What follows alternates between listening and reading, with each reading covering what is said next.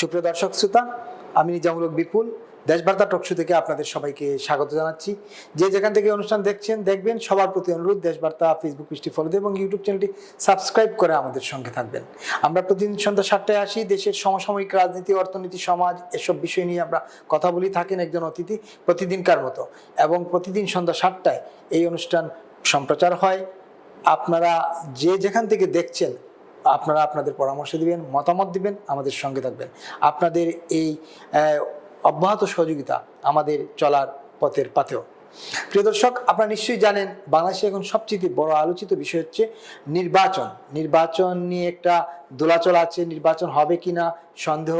খোদ সরকার প্রধান নির্বাচন নিয়ে ষড়যন্ত্র দেখছেন, নির্বাচন বানচালের ষড়যন্ত্র দেখছেন। অন্যদিকে আমরা দেখছি প্রতিবেশী রাষ্ট্রের প্রতি বাংলাদেশের কিছু ছাত্র যুবকদের উচ্ছৃঙ্খল আচরণ, এবং ইতিমধ্যে আপনারা জানেন যে ভারতীয় হাই কমিশন তাদের ভিসা সেন্টার বন্ধ করে দিয়েছে।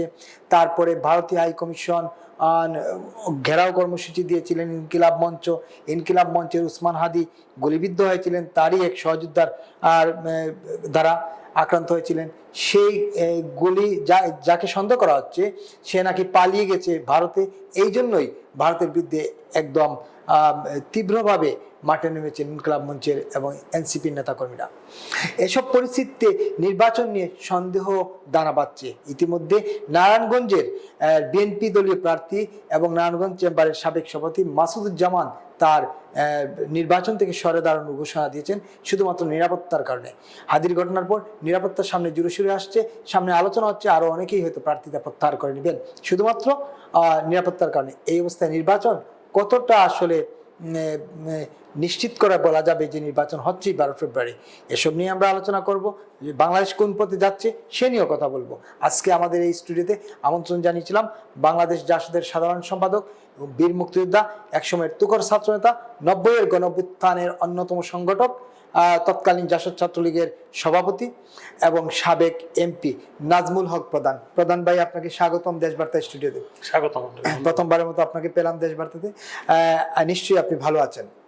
হ্যাঁ, ইনশাআল্লাহ মোটামুটি ভালো। প্রধান ভাই, রাজনীতি তো আপনি একদম মুক্তিযুদ্ধ কাল থেকেই দেখে আসছেন, এখনো রাজনীতি দেখছেন, রাজনীতির সঙ্গে আপনার উঠা বসা। বাংলাদেশের বর্তমান প্রেক্ষাপটে সবচেয়ে জনদাবি হচ্ছে নির্বাচন। শুধু নির্বাচন না, একটা ইনক্লুসিভ নির্বাচন, আর একটি গ্রহণযোগ্য, বিশ্বব্যাপী গ্রহণযোগ্য, দেশের মানুষের কাছে তো বটেই বিশ্বব্যাপী গ্রহণ।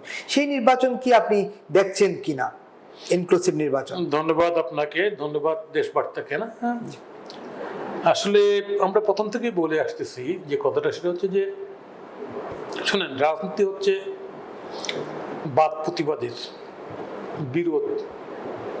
দেখবেন ওই পার্লামেন্টে বিরোধী দলের নেতার পদ ফিক্সড করা আছে, তা না বিরোধী করবে, এটা রাজনীতি। ভিন্ন মত, ডেমোক্রেসি হচ্ছে এটার জন্য এটারই সৌন্দর্য ডেমোক্রেসি, গণতন্ত্রের। কিন্তু দুর্ভাগ্যের বিষয়, বাংলাদেশের রাজনীতিটা বা প্রতিবাদের জায়গায় না থেকে এটা প্রতিহিংসার জায়গায় চলে যাচ্ছে, এবং যার কারণে দেখবেন এখানটা ক্ষমতা পরিবর্তন রক্তাক্ত হয়েছে একাধিকবার রক্তাক্ত, যেটা কাম্য না, ন্যাশনাল কাম্য না।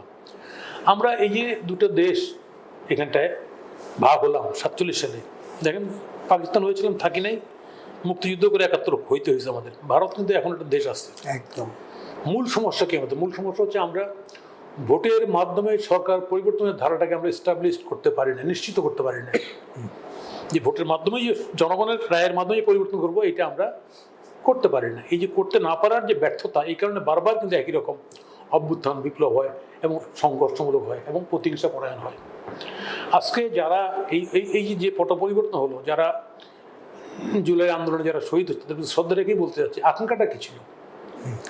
আকাঙ্ক্ষা ছিল জনগণ তার ইচ্ছা মতো তার নেতৃত্ব নির্বাচন করবে, এর জন্য একটা উপযুক্ত পরিবেশ তৈরি করে দেওয়া, অস্থায়ী যে সরকার বা অন্তর্বর্তী সরকার তৈরি করে দেবে। যারা গুম লুট করছে এদের বিচার হবে, যারা টাকা পাচার করছে সেই টাকা ফেরে আনবে। এটা হলো মূল মধ্য কথা যদি বলি। কিন্তু বর্তমান অন্তর্বর্তী সরকার সেই জায়গায় আছে, এই প্রশ্ন কিন্তু জনমনে ভালোভাবেই আছে। সরকার কি বলতে চায়? সরকারের পক্ষ থেকে প্রথম থেকে কতগুলি কাজ করা হলো, জনগণের সংসদ আরো গভীর হলো। কি কাজ করা হলো? যে এই রাজনীতিবিদ জঞ্জাল তৈরি করছে, এই জঞ্জাল, হ্যাঁ, ভদ্রলোক করতেছে জঞ্জাল, এই কথা বলছে ওনারা বারবার, দরকার এই কথা বলছে। অর্থাৎ আমি বলছি, বিগত সরকারের যে কথাগুলি ছিল, ওই কথাগুলি এনারা পুনরাবৃত্তি করছে, এনাদের মুখ দিয়ে করছে। যার কারণে এখানটায় নির্বাচন সম্পর্কে এই সংশয়টা রয়ে গেছে। ইভেন কি এই সাম্প্রতিককালে এই যে আপনার বর্তমান সময় অন্তর্বর্তী সরকার প্রধান ডক্টর ইউনূস সাহেব যে বক্তব্য দিলেন বিজয় দিবস নির্বাচন নিয়ে যে বললেন, কি বললেন? বললেন নির্বাচনের ষড়যন্ত্র আছে, তাই না? গভীর ষড়যন্ত্র আছে। উনি তো আমি মনে করি এটা হচ্ছে উনি হয় সমুদ্রের পাশে বসে সমুদ্রের ঢেউ গুনছেন অথবা বাতাসের মধ্যে গিট দিচ্ছেন। বলে না বাতাসে গিট দিচ্ছে। সমস্ত জনগণ রাজনৈতিক শক্তি যে ভোট দেন চায়, আর উনি এর মধ্যে ক্ষমতায় থেকে ষড়যন্ত্র হচ্ছে। উনি কেন বলছেন এই কথাটা? উনি তো ভোটের জন্য সামগ্রিক পদক্ষেপ নেবেন, নিয়ে বলবেন যে সবাই সহযোগিতা করুন। সবাই তো ভোটের জন্য এক পায়ে খাড়া আছে। আমাদের সমস্ত কোনো পার্টি বলে নাই যে ভোট করব না। তাহলে এই জায়গায় উনি ষড়যন্ত্র দেখছেন। কার ষড়যন্ত্র? কিসের ষড়যন্ত্র? আজকে এই কথা বলে বাংলাদেশের রাজনৈতিক পরিবেশে অস্বাভাবিক অচল অবস্থা তৈরি করতেছেন। তৈরি করার কারণে এখানটায় জনগণের মধ্যে সেই সন্দেহটা আবার আসতেছে যে আসলে এরা কি ভোট দিতে চায়, এরা কি ভোট করবে, এই প্রশ্ন আসতেছে। আমরা দেখেছি এখানটায় ভোটের রাজনীতিতে, হ্যাঁ, জামায়াতের একটা দল আছে, সেই দলটা সময়ে সময়ে ভিন্ন ভিন্ন কথা বলেছে। কি কথা? একবার বলেছে স্থানীয় সরকারের ভোটের আগে ভোট হবে না, আবার নিজের নমিনেশন দেয়। আবার বলছে আগে রেফারেন্ডাম না হলে ভোট হবে না। এই কথাগুলি জামাত বলেছে, অন্য কেউ বলে নাই। তাহলে এখানটায় ভোটের জন্য সবাই এক পায়ে খাড়া ছিল। সেই ভোটটা করার ক্ষেত্রে সরকারের নিশ্চয়ই কোনো রকম অনীহা থাকতেও পারে বিভিন্নের মধ্যে, কারণ সরকারের পক্ষ থেকে কথাগুলি আসতেছে। তারপরেও আমরা খুশি এই কারণে যে ইতিমধ্যে সরকারের পক্ষ থেকে নির্বাচন কমিশন নির্বাচনের তফসিলটা ঘোষণা করেছে। আমরা চাই এই তফসিলের মধ্যে নির্বাচনে সম্পন্ন করার জন্য সরকারের পক্ষ থেকে এই ধরনের জনমনের সন্দেহ, অবিশ্বাস, ষড়যন্ত্রের তত্ত্ব তৈরি না করে বরঞ্চ ভোটটা কীভাবে সুষ্ঠু হইতে পারে এই জন্য প্রয়োজনীয় পদক্ষেপগুলি সরকারের নেওয়া। আমাদের আইনশৃঙ্খলা রক্ষাকারী বাহিনী, আমাদের মিলিটারি, আমাদের নির্বাচন যারা করবে দল সংগঠনের সামগ্রিক বিষয় মিলে সরকারের উচিত একটা পরিবেশ নিশ্চিত করা।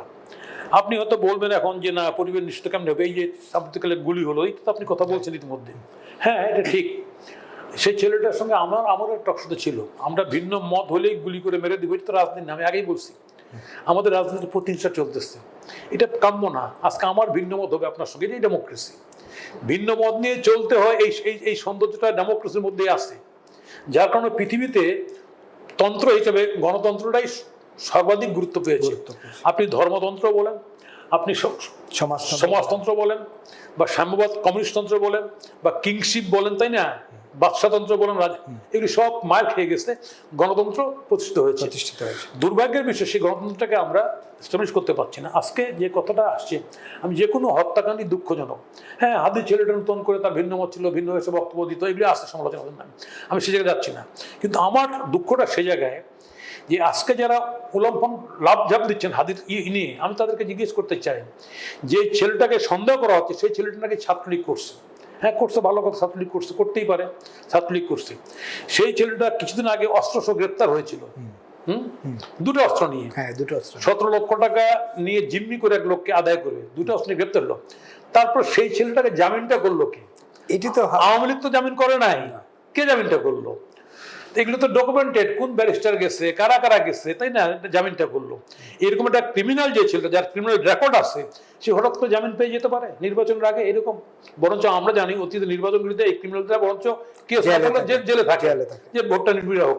তাহলে টাকা দিয়ে খ্যাপ খেলার অভ্যাস পৃথিবীর সব জায়গায় আছে, তৃতীয় দেশে এখানটাও আছে। আচ্ছা, এরপর আরো মজার ঘটনা হচ্ছে, এরকম একটা ক্রিমিনাল রেকর্ডের ছেলে কিভাবে সে হাদির সঙ্গ পেল, এবং দীর্ঘ সময় ধরে হাদির পার্টি, সে হাদি কেন তাদেরকে অ্যালাউ করলো? তাহলে এই আজকে যারা এই নতুন রাজনীতির কথা বলছে, তারা কি এখানটা একটা সন্ত্রাসের ভূমি তৈরি করতে চায় নাকি? এই প্রশ্ন তো আসতে পারে এখানটায়, কেন করতেছে এইগুলি? আজকে এই ছেলেটা আমি দেখতেছি, আশ্চর্য হয়ে যাচ্ছি, যে ছেলেটা হাদির সঙ্গে সম্পর্কযুক্ত, এরা হাদির সঙ্গে ওই দিনও ছিল এরা, তাই না? তাহলে ওই দিনও থেকে এত তাড়াতাড়ি এত ঘনিষ্ঠ হয়ে গিয়ে এই ঘটনাটা তারা করেছে। এই যে ঘটনাটা করলো, এর দায় অন্যের উপর চাপে তো লাভ নাই। Why we are blaming India? আমি মনে করি কেন ব্লেম ইন্ডিয়া? তো এখানটা 4000 কিলোমিটার আছে ইন্ডিয়ার বর্ডার, এখানে যে কোনো ঘটনা ঘটলে তো ইন্ডিয়া পলায় যায়, খুব স্বাভাবিক, যেতেই পারে, তাই না? কারণ তাদের বেড়াও দিচ্ছে না, যেতে পারে। তাহলে এই সামগ্রিক বিষয় মিলে আমরা আজকে এটা যে জিকির তুলতেছি, এই জিকিরের কারণে আমরা কিন্তু দেশের মধ্যে একটা অসহিষ্ণু পরিবেশ তৈরি করতেছি। আমি একটা সিম্পল কথা বলি, হ্যাঁ, ইন্ডিয়ার সঙ্গে আমাদের অনেকগুলি সম্পর্ক আমাদের আছে, আমাদের বর্ডার কিলিং, আমাদের ট্রেড, আমাদের এগুলি তো আমাদেরকে প্রতিবেশীর সঙ্গে এই সম্পর্ক থাকে সব জায়গায়। আজকে মেক্সিকোর আছে না আমেরিকার সঙ্গে, ভয়াবহ আছে তাই আছে না? হ্যাঁ, তো সেই জায়গায় আমাদের এগুলি আমাদের ন্যায্যতার ভিত্তিতে, সাম্যের ভিত্তিতে আমাদের এগুলি মোকাবেলা করতে হবে। এগুলি এগুলি থাকবেই, যেহেতু প্রতিবেশী। বরঞ্চ বিগত সরকার তো আমাদের সমুদ্র সীমা ঠিক করেছে, আমাদের বর্ডার সিটমল এগুলি সমস্যা বন্ধ করে ফেলছে, এগুলো কথা নাই। বাকি যে সমস্যাগুলো আছে, এই জন্য সরকারের উচিত ছিল, বা আমাদের এখন যারা আছে, একটু শক্ত হাতে এগুলিকে ডিল করো, নতজানু নীতি গ্রহণ না করে ন্যায্যতার ভিত্তিতে আমার সমস্যাগুলো ডিল করা। কিন্তু না করে আমি যদি মনে করি ইন্ডিয়া এখানে খেদাই দিব, এইসব তো অবান্তর কথাবার্তা, অবান্তর কত কথা হচ্ছে। আজকে যেমন আমি বলি, এই যে 7 সিটার আলাদা করে দেবো, এই ধরনের কথা বলে রিস্কি, ঝুঁকিপূর্ণ। এটা সরকারের কাছে থেকে এই লোকগুলি বলতেছে, এই লোকগুলি, তাহলে কি সরকারের এসব ক্ষেত্রে ইঙ্গিত আছে? ডক্টর ইউনূস সাহেবও একটা কথা বলে ফেলছেন উনি শপথ নেওয়ার আগে বাইরে, তাই না? আমি এগুলিকে যৌক্তিক কোনো কথা মনে করি না, বরঞ্চ সমস্যা সমাধানের দিকে না গিয়ে বরঞ্চ এগুলি আরও সমস্যা তৈরি করবে। আজকে বাংলাদেশ আমরা চাই যে বাংলাদেশ, আমি কিছুদিন আগে একটা জিনিস লক্ষ্য করলাম, আমাদের পররাষ্ট্র উপদেষ্টা বলছেন, আমি দেখেছি, হ্যাঁ, যে পাকিস্তানের সঙ্গে সম্পর্ক তৈরি করতে আমাদের অনেক অসুবিধা হচ্ছে, কারণ পাকিস্তানের ইমেজ বহির্বিশ্বে ভালো। আপনি দেখেন ভালো হবে কেমনি? পৃথিবী যেখানটায় গণতান্ত্রিকভাবে চলতেছে, গণতন্ত্র যেখানটা মূল মন্ত্র, সেখানে পাকিস্তানের মন্ত্র সন্ত্রাসবাদ এবং সামরিকতন্ত্র। যে আসিফ মুনির এত বেশি ক্ষমতা দিচ্ছে, এর ভাবে বাপ, উনি সংবিধানের বিরাট উপরে কেন দিচ্ছে? উনি যুদ্ধ করছে ইন্ডিয়ার সঙ্গে, এই যে দিল। তার মানে পাকিস্তান কখনোই আর গণতান্ত্রিক ভাবে, পাকিস্তান নাম কেউ আসতে গণতন্ত্র থাকবে, পৃথিবীর মধ্যে আলাদা একটা স্বাধীন দেশ পাকিস্তান। সেই পাকিস্তানের কিন্তু কোনো ইন্টিগ্রিটি নেই। আমরা জানি, এই কিছুদিন আগে দেখছি তো, পাকিস্তান নিজের দেশের লোকদের উপর বম্বিং করছে, নিজের দেশের লোকের উপর, টিডিপি, এবং পাকিস্তানের লেফটেন্যান্ট কর্নেল সব ভারতে মারা গেছে। তো আপনার বালুচিস্তান সেম ঘটনা। তাহলে পাকিস্তানের এইখানটায় যে পরিবেশ তৈরি করা হচ্ছে, পাকিস্তানের যে পরিবেশ আছে, ওই পরিবেশে যেটা তৈরি করা হচ্ছে, একটা মাতম তুলে। আমি সে কারণে আমি সবাইকে, যারা সত্যি দেশটা মঙ্গল চাই, নিশ্চয়ই চাই আমরা, কিন্তু আমরা কারোর যদি প্লে না হই, কেউ যদি আমরা পরিচালনা না করতে পারে, তাহলে সেই কারণে আমাদের উচিত হবে এখানটায় দেশটার স্থিতিটার জন্য আমাদেরকে ট্রাই করা। আমাদের প্রতিবেশীর সম্পর্কগুলি, সমস্যাগুলি আমাদেরকে ন্যায্যতার ভিত্তিতে মাথা উঁচু করে সমাধান করতে হবে, এতে সন্দেহ নাই। আর এখানে জোর করে ঝগড়া তৈরি করে আমরা এগোতে পারবো না, ওরাও এগোতে পারবে না। বাংলাদেশ কিছু বলবে না? এই যে আপনি বলছিলেন ন্যায্যতার ভিত্তিতে, আমরা সকাল বিকাল স্লোগান শুনি ঢাকা না দিল্লি, রাতের বেলা তো আবার শোনা যায় যে দিল্লির সাথে নেগোসিয়েশন করে সবকিছু হয়। মজার ঘটনা বলি, ওই যে পরশুদিন এই গভর্নমেন্টের আমলে 14 তারিখে আমি একটা সেমিনারে গিয়েছিলাম, multimodal road transport system. Multimodal very good idea, ভালো আইডিয়া। তো সেই মাল্টিমোডাল এটা কাজ করে 40-45 মিনিট আমাদেরকে ডেমনস্ট্রেশন দিল একটা, যেটা সেখানটায় তারা বলছে ওই যে একটা পোর্ট, সিলেটের একটা পোর্ট খুব ভালো আগে বলছে, এই জায়গা, হ্যাঁ, তামাবিল রেল লাইনটা হয়ে গেলে 50 কিলোমিটার রেল লাইন খুব চমৎকার পোর্ট হয়। আচ্ছা, শাহবাজপুরের দিকে, হ্যাঁ, রেল লাইনটা হয়ে গেলে, হ্যাঁ, খুব চমৎকার পোর্ট হয়। তার মানে ব্যবসা বাণিজ্য তো এটা তো পারস্পরিক বিষয়, তো এটা একপাক্ষিক বিষয় না। তো আজকে আমি জোর করে কথা বলতে লাভ নাই। আমার যে দোকানটার মাল কম দামে পাবো, চিপ পাবো, ভালো পাবো, সেখান থেকেও কিনবো আমি। আমার চাল ওই দুবাই থেকে চাল আনছে দেখলাম, আর তাই তো পাকিস্তান দুবাই থেকে নিয়ে আসছে, আশ্বাস করতো এগুলি। তাহলে সেই জায়গায় দাঁড়িয়ে আমার এই সমস্যাগুলি মোকাবিলা করার জন্য আমাকে পজিটিভ দৃষ্টিভঙ্গি গ্রহণ করতে হবে। এইসব আড়াউড়া ধরা স্লোগান দিয়ে কোনো লাভ নাই, এবং এটা দেশের ইমেজের জন্য ক্ষতিগ্রস্ত। পাকিস্তান কিন্তু যে বললাম, পররাষ্ট্র উপদেষ্টা বলছিল, পাকিস্তানের ইমেজ কিন্তু বহির্বিশ্বে খারাপ। এবং আমি নিশ্চিত এই যে আসিফ মুনির এই ক্ষমতা বাড়ানোর পরে দেখেন আমেরিকা কি করছে, আসিফ মুনির আহ্বান করছে ওই যে গাজায় সৈন্য পাঠানোর জন্য, ভাড়া খাটো দাও, গাজায় গিয়ে ভাড়া খাটো, বিরাট তো অর্জন করলাম। তাহলে এইরকম অবস্থায় বাংলাদেশ যদি পরিষ্কার দৃষ্টিভঙ্গি গ্রহণ না করতে পারে, এবং যারা দেশটা পরিচালনা করছেন বর্তমান সময়ে, আমি তো দেখতেছি এরা দেশটাকে একটা সংকটের মধ্যে ফেলে দেবে। আপনি দেখেন এখানটা পোর্ট, আমাদের পোর্ট, যে পোর্টটা নেভাল, যে পোর্টটা ওইখানটায় আমাদের নেভালের হেডকোয়ার্টার, সব বিভিন্ন বিষয় আছে ওইখানটা, তাই না, সিকিউরিটি, সেই পোর্টটা দিয়ে দিচ্ছে। কেন পোর্টটা দিবেন আপনি? আরও পোর্ট দিয়ে দেন, ওটা তো আমাদের লাভজনক, আপনি দিয়ে দিবেন।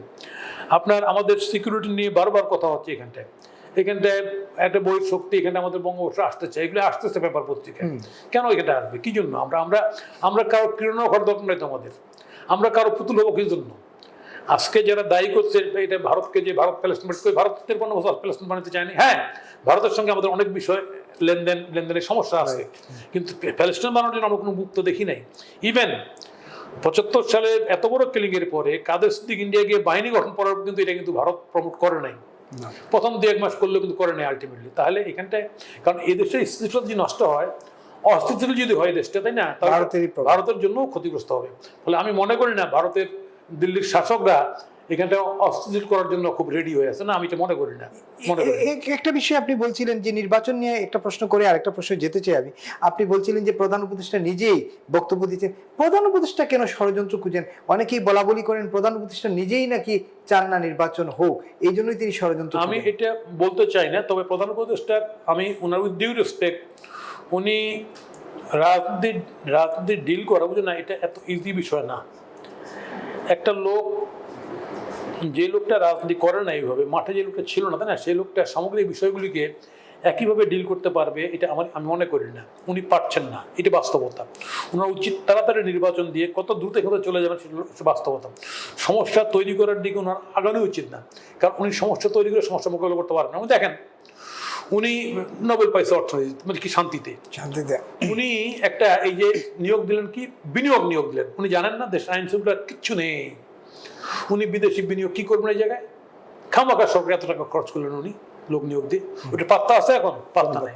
তো উনি কি করতে চান? উনি কি করতে চান? এটা কি গ্রামীণ ব্যাংক নাকি? বাংলাদেশটা কি গ্রামীণ ব্যাংক? আমি করলাম, উনি যা জানিস আমি এগুলো নিয়ে আলোচনা করতে চাই না। উনি ওনার ইন্টারেস্ট যা জানিস এগুলো নিয়ে আলোচনাই করতে চাই না আমি। কিন্তু এটা কি গ্রামীণ ব্যাংক? নো, এটা একটা রাষ্ট্র। ফলে রাষ্ট্র চলতে গেলে না তার অসংখ্য দিক খেয়াল করতে, ওই খেয়াল করার মতো ওনার ধীশক্তিও নেই, অভিজ্ঞতাও নেই।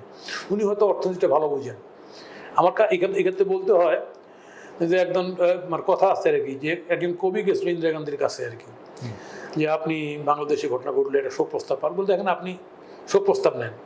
বঙ্গবন্ধু বলছে যে না, আপনি সাহিত্যটা ভালো বুঝলেন, সাহিত্যটা করেন, রাজনীতি আমি ভালো বুঝি, এটা আমাকে করতে দেন। বলে আমি বলতে চাই নিশ্চয় আপনি রাজনীতিটা বোঝেন না, বলতে বাধ্য হচ্ছে। ক্ষুদ্র ঋণ বুঝেন আপনি, ক্ষুদ্র ঋণ বোঝেন, আপনি ওইটা করেন, দেশকে উন্নয়নের গোটা বিশ্বে ছড়ান আপনার সেই প্রপোজাল, সেই তত্ত্ব, তাই না। বাংলাদেশ রাজনীতিটা তাড়াতাড়ি ছেড়ে দিয়ে রাজনীতির হাতে দিয়ে দেন, যেই পার্টি হোক, যারা ভোটে আসবে এক্স ওয়াই যে কোনো পার্টি, ইয়েস পাবলিক হিসাবে আমি রাজনৈতিক দল হিসেবে আমি মানতে বাধ্য। সেই রাজনৈতিক দল জনগণের মতামত নিয়ে যদি দেশ চালাবে না, ডেফিনেটলি এর থেকে ভালো করবে, যে কোনো দল ডেফিনেটলি ভালো করবে। এই যে মনে করেন আপনি নির্বাচন, ইনক্লুসিভ নির্বাচনের দাবি এখন সব জায়গা থেকে উঠছে, কমনওয়েলথ থেকে শুরু করে ব্রিটেন, আমেরিকা, সবাই, ইউ সবাই বলতেছে ইনক্লুসিভ নির্বাচন। তো ইনক্লুসিভ নির্বাচনের দিকে কি আমরা হাঁটছি নাকি আসলে আগের মতোই? একটা শোনেন, এখানটা বিগত সরকারের আমলে এখানটা মানে খুব কৌশলে, মানে আমি আজকে যদি একটা অন্য কথা বলি আপনাকে, যে শেখ হাসিনা যে ফ্যাসিস্ট হলো, কেন হলো ফ্যাসিস্ট? কারণ ফ্যাসিজম একটা অসুখ, রোগ। এই রোগে আক্রান্ত তখনই এটা শাসক হয় যখন তার পজিটিভ বিরোধী দল থাকে না। আমি আপনাকে রেফারেন্স দিয়ে বলি, খালেদা জিয়া ক্ষমতায় ছিল না 90 পরে, কেয়ারটেকার গভর্নমেন্টের মধ্যে ক্ষমতায় এসছে, আসার পরে 96 সালে কি করছিল? নির্বাচন করে ফেলছিল একলে, তাই না। কেয়ারটেকার মানে না, বলে কেয়ারটেকার গভর্নমেন্ট মানে শুধু পাগলে কানায় নাকি, হ্যাঁ, পাগল আর শিশু ব্যাস করে ফেলছিল, রাখতে পারছে। কারণ আওয়ামী লীগ প্রবল বিরোধী দল ছিল, আমরা সচেতন, এটা উচ্ছেদ হয়ে গেছে এবং এটা ভালো ভোট হয়েছে, ক্ষমতায় আসে। আবার 2001 সালে শেখ হাসিনা কেয়ারটেকার গভর্নমেন্টের মধ্যে ভোট দিয়ে বেগম খালেদা জিয়া আসছে, জামাত সহ আসছে, আসার পরে আবার খালেদা জিয়া কিন্তু ওই কাজটাই করতে গেছিল, একই কাজ, তাই না। আবার তখন লাঠি লগিবির বিরাট আন্দোলন হয়ে আবার পারে নাই। তাহলে আমি তো ক্ষমতার জায়গায় এই যে অসুখে সবাই আক্রান্ত হতে চায়, ক্ষমতা এই জিনিস সবাই আক্রান্ত হতে চায়, আমি থাকি না আর কিছুদিন, তাই না। তো এই অসুখটাকে মোকাবেলা করার জন্য একটা শক্তিশালী বিরোধী দল যারা এটা সেবাটা করতে পারে, নিরাময় করতে পারে, কথা বলছে না। এটা অ্যাবসেন্ট থাকার কারণে বাংলাদেশে এখানে ফ্যাসিজম হয়েছে শেখ হাসিনা। আজকের এই প্রেক্ষাপটে, বর্তমানে এই প্রেক্ষাপটে, তাহলে শেখ হাসিনা ওদেরকে বাদ দিয়ে ভোট করছে। আমি যদি একই কাজ করতে চাই, আমি চাই আর না চাই, আমাকে ওই ফ্যাসিজমের খাতায় ওই অসুখে আমিও আক্রান্ত হয়ে যাব, যে অসুখটা জনগণের কোনো কল্যাণ বয়ে আনবে না, যে অসুখটা বিগত আনবে না। শেখ হাসিনার সময় আপনার কিন্তু রাজনৈতিক দলকে ব্যান করা হয় নাই, রাজনৈতিক দলকে বলা হয় নাই তুমি নির্বাচনে অংশ নিও না, কিন্তু এখন তো একদম সরাসরি একটা রাজনৈতিক দলকে ব্যান করে দাও। এখানটা যেহেতু বিচার কাজ আছে বলতে পারতো, তাই না, যে বিচার কাজে আমার এই এতটুকু সময় লাগবে। যেমন শেখ হাসিনার ট্রায়াল একটা রায় হয়ে গেছে, হয়ে লাগবে, এই ট্রায়ালের পরে বাকি সব ট্রায়াল তো একদিন করতে পারে, ট্রায়াল করতে আরো সময় লাগবে, তাই না। তো যাদের নামে অভিযোগ উঠেছে টাকা পাচারের, যাদের নামে খুনের, গুমের অভিযোগ উঠেছে না, they will not able to participate in election. Ordinance করে দিলেই এই লোকগুলি 500 ইলেকশনের বাইরে থাকতো, বাকি লোক অংশগ্রহণ করতে হবে, দেশে পিস থাকতো, শান্তি থাকতো এবং সবাই অংশগ্রহণ করতে পারতো ইলেকশনে। কিসের ভয়? আজকে না হোক কালকে না হোক, আমরা তো দেখেছি এখানে বাংলাদেশে 71 সালের যুদ্ধ অপরাধ করার কারণে জামাতের ব্যান্ড ছিল, তাই না? 75 পরে তারা রাজনীতিতে আসে, ইসলামিক ডেমোক্রেটিক অ্যালায়েন্স করছে, সিট পাইছে, তাই না? তাহলে একটা ফোর্সকে, একটা পার্টিকে, তাই না, এইভাবে ব্যান করে নিশ্চিন্ন করা যায় না, সেই প্রক্রিয়া ঠিক না। সেই কারণে যত ইনক্লুসিভ হবে ততই দেশের জন্য মঙ্গল হবে। আমার সেই কাজটাই করা উচিত। একেবারেই। আমরা একটু সামনের দিকে আগাতে চাই। আবার একটু ভারত প্রসঙ্গে বলতে চাই, এই যে ভারত বিরোধিতার নামে আমরা যেভাবে নগ্নভাবে গতকালকে আমরা শুনছিলাম এক এনসিপির এক নেতার বক্তব্য যে দিল্লিতে বাংলাদেশ হাই কমিশনকে ডেকে পড়ে ধমক দিচ্ছে, এখান থেকে বাংলাদেশে যে ভারতীয় হাই কমিশনকে লাত্তি মেরে বের করে দেওয়া দরকার। এই যে একটা অসহিষ্ণু আচরণ মনোভাব, এটা আসলে কি বার্তা দিচ্ছে? এগুলি উম্মাদের মতো কথা বলছে। এই উম্মাদ সংকট তো নিরসন করবেই না, বরঞ্চ সংকটটাকে আর ঘনীভূত করবে। আমি জানি না, আমার কাছে কোনো ইনফরমেশন নেই, কিন্তু বাট এই আচরণগুলি কিন্তু দেশে একটা অস্বাভাবিক অবস্থা তৈরি করতেছে এবং নির্বাচনটাকে বেশি প্রশ্নবোধক করে ফেলতেছে এই ধরনের আচরণটা। আমি শঙ্কিত এই কারণে যে দেশে যদি সত্যি যদি ভোট না হয়, তাহলে এই দেশটা চালানোর মতো নৈতিক শক্তি তো নেই, পদের কোনো শক্তি থাকবে না সরকারের, যত কথাই বলুন না কেন। আপনি দেখবেন এই গভর্নমেন্টের কয়েকটা মন্ত্রী পদত্যাগ দাবি করেছে, ওদের সামনেই কারা করেছে? যারা এই সমস্ত অসংলগ্ন কথাবার্তা বলতেছে, পদত্যাগ দাবি করছে। তাহলে প্র্যাকটিক্যালি কার অধীনে, কার শাসন থাকতেছে তারা? ডেমোক্রেটিক শাসন না, এই অন্তর্বর্তী সরকার না, কি চায়? ফলে দেশের মধ্যে একটা এনার্কির দিকে দেশটাকে ধাবিত করার চেষ্টা করছে একটা মহল। আমি এই এনার্কির লক্ষণগুলি আমার কাছে পরিস্ফুটিত দেখতে পাচ্ছি এখানটায়। আজকে আপনি বলেন এটা পজিটিভ সমালোচনা, এই যে মামলাগুলি যেভাবে করা হচ্ছে, দেওয়া হচ্ছে, এই যে সাংবাদিককে ধরা হলো, আনিস আলমকে ধরা হলো, তার ওই মামলা যায়, তার বিরুদ্ধে সন্ত্রাস দমন আইন, মামলা যায়, আপনি দিয়ে দিলেন। আপনি বলেন যে আপনি এখানটায় আপনি কথা বলতে দিবেন না, এই কারণে তাকে ধরছেন, হ্যাঁ, সেটাও তো একটা কথা হয়, আপনি পরিষ্কার থাকলেন। কিন্তু পরিষ্কার না, আপনি ধরছেন, ধরে মামলা দিচ্ছেন, সেই মামলাগুলিতে সেই মামলাটার ন্যাচারালি এই মামলা বিচার করতে চান, আপনাকে মিথ্যার আশ্রয় নিতে হবে। তাহলে আপনি তো একই করবেন। আজকে আমি বলতে চাচ্ছি, এই যে হাদির অবশ্যই তদন্ত বিচার হওয়া উচিত, কিন্তু জর্জ মিয়ার নাটক হওয়া উচিত না। এই যে হাদির ঘটনায় ওই ছেলের বাবা মারে নিয়ে আপনি নিয়ে আসতেছেন, এগুলো কোনো সুস্থ লক্ষণ না। একটা ছেলে যখন ম্যাচিউর হয়, আমাদের ধর্ম কি আছে? আমার কাজের জন্য আমি শাস্তি পাবো, 18 বছর পরে আমি শাস্তি পাবো, এর জন্য আমার বাবা মা শাস্তি পাবে না, বউ বাচ্চা সবাই আসতেছে। এগুলি অস্বাভাবিক জিনিস। এই অস্বাভাবিকতার থেকে বাংলাদেশটা স্বাভাবিক জায়গায় ফিরে আসুক, এই কামনাই করছি। এর জন্য দরকার আপনার একটা নির্বাচন। আমি অপোজিশন পলিটিক্যাল পার্টি হিসেবে বিএনপির এই ক্ষেত্রে আমি বিএনপি প্রথম থেকেই বিএনপি এটা মানে 3 মাসের মধ্যে ভোট শেষ হয়ে আবার চুপ হয়ে গেল। 3 মাসের মধ্যে না, বিএনপি ছিল 6 মাসের মধ্যে ভোটের ডিমান্ডটা তোলা, রাজনৈতিক দলগুলির সঙ্গে আলোচনা করা। আমি এই কথাটা টকশো বলছিলাম ডিসেম্বরের মধ্যে নিয়ে যে নির্বাচন দিতে হবে, এবং রাজনৈতিক দলগুলির ওরকম জামাতের মতো দু একটা দল বিরোধিতা করলেও কিন্তু আমরা মেজরিটি দলগুলি নির্বাচনের পক্ষেই থাকতো। সিট কে কয়টা পেলো না পেলো, এবং সেই নির্বাচনে যদি আওয়ামী লীগও ভোট করতো, আওয়ামী লীগের রেজাল্ট ভালো হতো না। ওই সময় নির্বাচন হয়ে গেলে আওয়ামী লীগের রেজাল্ট কিন্তু ভালো হতো, বিএনপির একটা পলিটিক্যাল পার্টির কন্ট্রোল থাকতো। কিন্তু ওই যে এখন তো এটা এই বর্তমান যে সরকারটা, এই সরকারটার কি পলিটিক্স আছে আমি তো এটাই বুঝি না। এটা কি আছে, এটা ভূত ভবিষ্যৎ কী, তাই না, সেটাও বুঝি না আমি। তো ফলে এখানে একটা অস্বাভাবিক অবস্থার মধ্য দিয়ে আমরা এগোচ্ছি। তারপর আমি মনে করব, আমি ইউনুস সাহেবকে বলবো, আপনার সুমতি হোক, তাড়াতাড়ি ভোটের ব্যবস্থা করে আপনি পরিচ্ছন্নভাবে বিদায় নেওয়ার চিন্তা করুন। যদি না করেন, এটা দেশের অনেক অমঙ্গল হবে এবং এর দায়িত্বটা আপনাকে নিতে হবে। তার মানে আপনি আশঙ্কা করছেন নির্বাচন নিজে সহসা নির্বাচন আপনি দেখছেন না? না, আমি নির্বাচন দেখছি। আমি তো 20 তারিখে এলাকায় যাব, আমি চাই ভোটটা হোক, কিন্তু পাবলিক জিজ্ঞেস করে, আমাকে ফোনে জিজ্ঞেস করে ভোটটা কি হবে, কারণ পাবলিকের দেখেই রাজনীতিটা করি। পাবলিকের এই সংশয়টা আমার মধ্যেও তো কাজ করছে যে আসলে ভোটটা কি হবে। আমি তো একজাক্ট উত্তর দিতে পারছি না। যেখানটা ইউনুস সাহেব বলতেছে ষড়যন্ত্র হচ্ছে, সেখানে আমি কেমন একজাক্ট উত্তর দিই? একেবারেই একেবারে শেষ দিকে চলে আসছি। আইন শৃঙ্খলা পরিস্থিতি তো অবনতি, সরকার কি এই পরিস্থিতি আসলে নির্বাচন করতে পারবে কিনা? প্রধান নির্বাচন কমিশনারকে দেখলাম তফসিল ঘোষণার পর দিন যখন হাজির ঘটনা, তখন তিনি বললেন যে তোমার মাথায় বাস ভেঙে পড়ছে, আর একদিন পরে উনি পল্টি দিয়ে বলেন, ডিগবাজি দিলেন যে এরকম দু একটা ঘটনা ঘটতেই পারে। শুনেন, সরকার এখানটায় তার আইন শৃঙ্খলা রক্ষার ক্ষেত্রে আইন শৃঙ্খলা বাহিনীর প্রতি নির্ভর না করে সরকার একটা মবের উপর নির্ভর করছে সমস্ত জায়গায়। আপনি দেখবেন, ফলে মবের উপর নির্ভর করার কারণে আইন শৃঙ্খলা রক্ষাকারী বাহিনী এখানে প্রপারলি তার রোলটা প্লে করতে পারছে না। আমি বলি আপনাকে, আমাদের পার্টির একটা নেতা, আপনার ওই ওল্ড ঢাকা কেরানীগঞ্জের, ওর নাম হানিফ শেখ, ওকে শুক্রবারে মসজিদ থেকে নিয়ে গেছে ওসি সাহেব, কামরাঙ্গীর চন্দ্র ওসি। তো আমাকে ফোন করছে, আমি ফোন করে কেন নিয়ে আসলাম আপনি ওকে? কয় না, তার বিরুদ্ধে অভিযোগ। কী অভিযোগ? 13 মাস পর কী অভিযোগ আছে?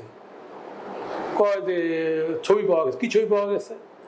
কয় যে তার ওই যে ক্লাবের নির্বাচনে আওয়ামী লীগের উদ্দেশ্য ছবি পাওয়া গেছে। আমি ক্লাবের নির্বাচনে ছবি পাওয়া গেছে, এই জন্য আপনি ধরে ফেলবেন? ক্লাবের নির্বাচনে কত মাস আগে, তার 13 মাস গেছে। তখন না বিএনপি লোকরা দিলে ধরে ফেলবেন? তারপরে শুনেন, তখন আমি দেখি যে ওসি সাহেব, আমি ছবিগুলি পাঠাইতে আমার কাছে। আমি দেরেন্দার ফোন করলাম, ডিসি সাহেব আহসানুল্লাহ কি জানি কি নাম ওনার, ডিসি সাহেবের ফোন করলাম।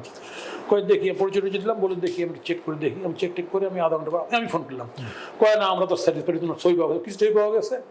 কয় যে ওই যে ইলেকশন করছে। আমি ইলেকশন করার কারণে ছবি পাওয়া গেছে, এটাই তা আমার ছবি তো শেখ হাসিনার সঙ্গে আছে, আমি তো পার্লামেন্টে ছিলাম, ছবি তো আছে, তাই না? তো ধরে ফেলবেন আপনি একদিন পরে? তখন কয় যে কি করবো, বিএনপি ধরাই দিচ্ছে, আমি কি করবো? তাহলে আওয়ামী লীগের সময় যা হয়েছে এর আগে, তাই না? আওয়ামী লীগ ধরাই দিচ্ছে, এখন তো একই কাজ করতেছে। এই যদি আইন শৃঙ্খলা পরিস্থিতির অবনতি হয়, কথা বুঝছেন না? হ্যাঁ, তাহলে কি হবে? আমি জানি একটা ওই যে প্রিন্সিপাল ছিল কালাচাঁদ শীল, আপনার রাজশাহী গভর্নমেন্ট ডিগ্রি কলেজে, একদিন পরে এনসিপি ফোন করে তার ওইখান থেকে তাকে ওএসডি করে দিচ্ছে একদিন পরে। চিন্তা করেন। তাহলে এইগুলি কি, এইগুলি হচ্ছে যে কল রেকর্ড যেটা পাওয়া গেছে, প্রতিশোধ। এইভাবে করে তো একটা দেশ চালাতে পারবে না, তো দেশ চালাতে পারবে না। না তাইলে তো সবাইকে গ্রেফতার করতে হইতো, এনসিপি সবাইকে, শেখ হাসিনা আমাকে আমি 18 সালে ভোট দিতে গেছি, আমাকে আমার প্রেসিডেন্ট না করছে, যাই না, আমার কি ওটা আগের দিন গেছি, I was forced to leave my area. আমাকে গোয়েন্দা সংস্থা ডিসিএসপি আমাকে এলাকা থেকে একদম চলে যান, আপনি আসছেন কেন? তখন আমি স্টিল এমপি, আমি শাউট করছি তাদের সঙ্গে, তার বাধ্য হইতে আমি চলে আসতে। খামাকা নিয়ে ধরে বসে রাখবে যদি, বসে রাখা যদি, তাই না? আপনি এখনো জান নাই, এসপি ডিসি মিলে আমাকে চলে আসছে। তো একই জিনিস যদি একই ঘটনা ঘটে, তাই না? তাহলে পুনরাবৃত্তি ঘটে, তাহলে লাভটা কি হলো? একই জিনিস। শেষ প্রশ্নটা করি, বাংলাদেশের দক্ষিণপন্থী, কট্টর দক্ষিণপন্থী রাজনীতির উত্থান দেখা যাচ্ছে,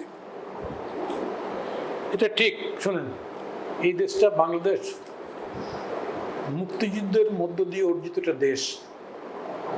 এই দেশটা খুব এমনিতে আসে নাই। এই জনপদে বুঝছেন হাজারো বিদ্রোহ হয়েছে এখানটায়। আপনি দেখেন, এই ব্রিটিশ আমল থেকে শুরু করে নানকার, ফকির, সন্ন্যাস, বুঝছেন না? হ্যাঁ, অসংখ্য বিদ্রোহ হয়েছে এই জনপদে। এবং 47-এর পরের দিনে যখন ভাষা নিয়ে কথা হচ্ছে, তখন আমরা শুরু করছি আর একটা আন্দোলন, কথা বুঝছেন? ফলে এই মুক্তিযুদ্ধের মধ্য দিয়ে অর্জিত এই দেশটাকে ইচ্ছা করলেই দক্ষিণপন্থায় নেওয়া যাবে না। চেষ্টা করে দেখবে তারা, আলটিমেটলি ফেল করবে। দুর্ভাগ্য, আমাদের এই ন্যাশনটাকে সাফার করতে হবে। হ্যাঁ, এটা ঠিক, আপনার কথা মানি আমি। একটা উন্মাদনা তৈরি করা হয়েছে এই জায়গায় যে দামাদকে ভোট দিলে বেহেস্ত হয়ে যাবে। আমি দেখলাম ব্যারিস্টার, ওই যে ব্যারিস্টার আছে, ও বলছে প্রথম কাতারের বেহেস্ত জানা জামাতে। এটা আমার কাছে মনে করছে, ছোটবেলা ওয়াজ শুনতাম, বুঝছেন না, যে আখরি জামানায় আমাদের ধর্মমতে আখরি জামানা, শেষ জামানা। আর হিন্দু মতে এটা হচ্ছে কলিযুগ, 4টা 3টা যুগ চলে গেছে। আখরি জামানায় ঘাটে অঘাট, আমার দাদা বলতো, ঘাটে অঘাট, অঘাটে ঘাট, অস্বাভাবিক ঘটনা ঘটবে। এবং আপনি দেখেন, দার্জাল নামে একটা বাহিনী আসবে, মানুষের মতো রূপ নিয়ে, বুঝলেন, এক হাতে দোজক, এত ব্যস্ত দেখাবে। আমি এখন তো ওরকমই দেখতেছি, আমাকে দোজক ব্যস্ত দেখাচ্ছে, এত তো ব্যস্ত। তাহলে এই যে ঘটনাটা, এটা যেমন হাসির তেমন শঙ্কারও বটে। যে আমরা বলি, আমাদের পার্টি, আমরা ধর্ম নিয়ে রাজনীতি এই কারণেই চাই না, ধর্মটা ঊর্ধ্বে থাক। রাষ্ট্র কোনো ধর্মের বিরুদ্ধে কোনো কিছু করবে না, রাষ্ট্র সব ধর্মের সম্মান বজায় রাখবে। রাষ্ট্র ধর্ম কোনো বিতর্কের জায়গা না, রাজনীতি বিতর্কের জায়গা। ফলে আমরা ধর্মটাকে রাজনীতির সঙ্গে যুক্ত করতে চাই না, তারপর ধর্মটাকে অসম্মান করতে চাই না আমরা। কিন্তু যারা ধর্মটাকে যুক্ত করে রাজনীতির সঙ্গে, তারা ধর্মটাকে প্রতি পদে পদে ধর্মটাকে অসম্মান করে, ধর্মটার ক্ষতি করে, এবং তাদের কথা না শুনলে তখন কয়টা নাস্তিক, এটা ইত্যাদি ইত্যাদি। এই জায়গা থেকে এই দেশটাকে সেভ করতে, আমার ধারণা বাংলাদেশের মানুষ, আমাদের ভবিষ্যৎ প্রজন্ম অচিরেই তাদের মোহভঙ্গ হবে এবং এই জায়গা থেকে বেরিয়ে বাংলাদেশ সত্যিকার যে মুক্তিযুদ্ধ যে ঘোষণা, সাম্য, আমাদের মানবিক মর্যাদা, সেই জায়গায় দেশটাকে নিয়ে যাবে। কারণ পৃথিবীতে বাংলা নামের বাঙালিদের একটাই দেশ যেটা মুক্তিযুদ্ধের মধ্যে অর্জিত, সেটা বাংলাদেশ, আর কোনো দেশ নেই। বাংলাদেশ নেই। অসংখ্য ধন্যবাদ নাজমুলক প্রধান ভাই, আপনাকে লম্বা সময় দিলেন দেশবার্তা টক শোতে। এবং যারা এতক্ষণ দেখছিলেন দেখবেন, সবার প্রতি অনুরোধ দেশবার্তা ফেসবুক পেজটি ফলো দিয়ে এবং ইউটিউব চ্যানেলটি সাবস্ক্রাইব করে আমাদের সঙ্গে থাকবেন। আমরা আসি প্রতিদিন সন্ধ্যা 7টায় এবং যথারীতি আগামীকালও আমরা আসবো, আপনাদের সামনে হাজির হবো অন্য কোনো অতিথি নিয়ে। সেই পর্যন্ত সবাই ভালো থাকবেন, নিরাপদ থাকবেন, সাবধানে থাকবেন। শুভ সন্ধ্যা, অসংখ্য ধন্যবাদ। ধন্যবাদ।